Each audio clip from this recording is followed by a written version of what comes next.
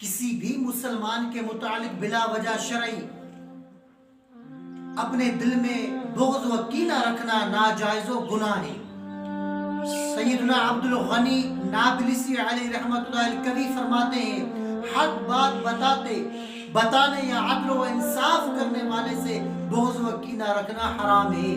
نبی کریم رؤوف الرحیم صلی اللہ علیہ وآلہ وسلم کے چچا حضرت سیدنا ابن عباس رضی اللہ تعالی عنہ کی خدمت میں کچھ لوگ گھبرائے ہوئے حاضر ہوئے اور عرض کرنے لگے ہم حج کی سعادت پانے کے لیے نکلے تھے، ہمارے ساتھ ایک آدمی تھا، جب ہم ذات الصفا کے مقام پر پہنچے تو اس کا انتقال ہو گیا، ہم نے اس کے غسل و کفن کا انتظام کیا، پھر اس کے لیے قبر کھودی اور اسے دفن کرنے لگے تو دیکھا کہ اچانک اس کی قبر کالے سانپوں سے بھر گئی۔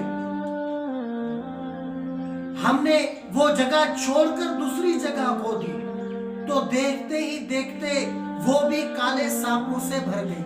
بالآخر ہم اسے وہیں چھوڑ کر آپ کی بارگاہ میں حاضر ہو گئے۔ یہ واقعہ سن کر حضرت عباس رضی اللہ تعالی عنہ نے ارشاد فرمایا یہ اس شخص کا کینہ ہے جو اپنے دل میں مسلمانوں کے متعلق رکھا کرتا تھا، جاؤ اسے وہی دفن کر دو۔